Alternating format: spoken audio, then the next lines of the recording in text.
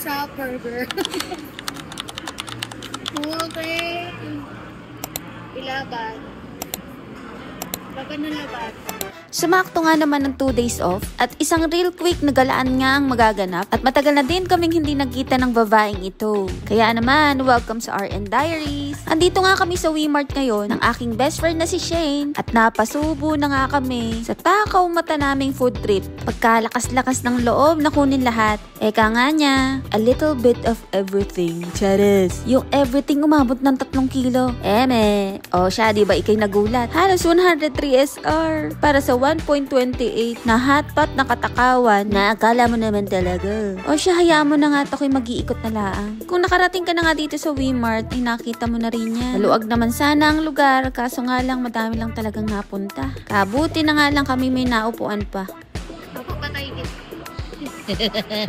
Ako nga may pakwiz sa inyo sa dulo. Inyo nga bilahin kung ilang beses akong sinumpa ng babaeng iyan. O siya na nga yan, kukunin ko ng isang wataw na hotpot na hindi ko pa man din nakakain. Ako'y nabubusog na.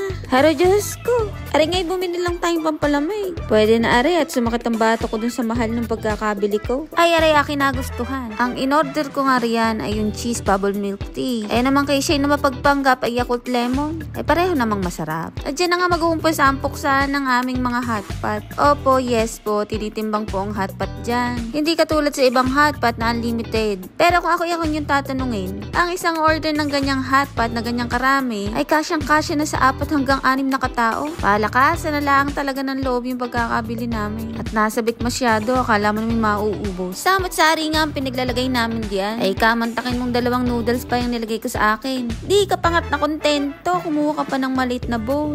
Bay sayang sadya naman talaga iuwi ko yung sobra niyan. Kamuntikan pa akong maging rapper dyan. Kainit-init ga. Kung ano-ano nga ang nilagay ni Shane at ako'y dinadamay pa. Yan daw ay kawayan yan, kawayan. O di siya, sige, sinubukan ko. Instant regret nga at di kaya ng ngipin ko. Isa parang hindi nadamay sa kalokohan tara na nga, doon na nga tayo mag-grocery. Na nga. Si raw ay may hinahanap, kay napakarami mong gusto. O na nga, sinapian na nga siya.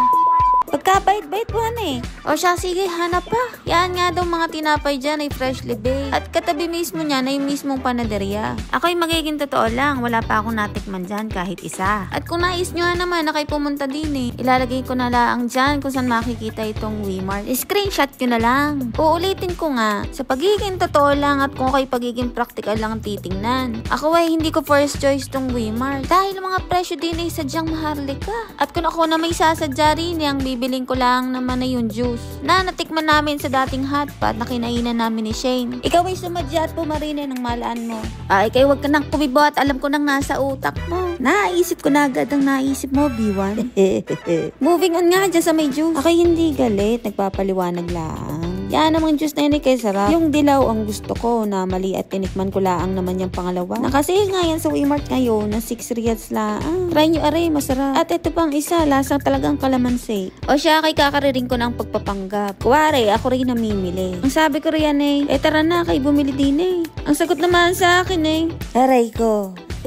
Asa pa kayo na rin video ko na rin kakapulutan nyo ng aral. Kahit nga ako'y tawan-tawa ko sa sarili kong kagaguhan. Ay nako, bagtasin mo na nga rin yan. Nangaring video na rin matapos na. Seryosohan na nga tayo. Pero kung ikaw naman talaga naghahanap ng mga ipangsasahog mo dyan sa hotpot mo, rini mo talaga mabibili. Napakadaming pamimili. Kaya pagpasensyahan mo na, di ko maipapakita sa iyo mga presyo. Basta yan ay makikita mo na lang dyan. Pumarini na kasi. At makikita mo yung sinasabi ko. Narong may bilog, pahaba at parisukan. Di ko na nga nalalaan kung anong mga tawag riyan. Basta yan, yung mga karaniwan na inilalagay natin sa hotpot. Di ko na nga malaan kung paano ko pababasahin. Nakita mo naman. Gusto mo ata ako ay maging chick pa. Pili na kayo dito, dami.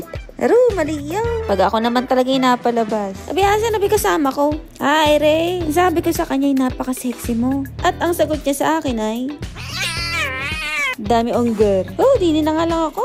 Meron din ditong mga noodles, gaya niyang buldak at shinram yun. Meron din ganito yung mga seaweed. Pansirin ko rin ang araw na yun ay madaming sale. Dahil nga itong WeMart ay parang one-stop shop na nga. At nag-ooperate nga pala sila daily. Mula alas 8 ng umaga hanggang alas 2 ng madaling araw. At kay naman nga ay May metro bus nga ding malapit dito. At mga kapihan sa labas at mga outlet din. Kaya after nyo dyan sa Wmart, pwede rin kayo mamasyal after. Pero siguraduhin mo lang talaga na may baon kang pangkasa. Dahil kung sadyang ikay mahilig sa ganito, ay ikay mapagagastos talaga. Ay, sa wakas di kami natapos na. Nauubusan na din ako ng sasabihin. Kaya naman, sa susunod na lang ulit. Anong grocery store naman kaya ang bubulabugan natin? O paano, hanggang dito na lang.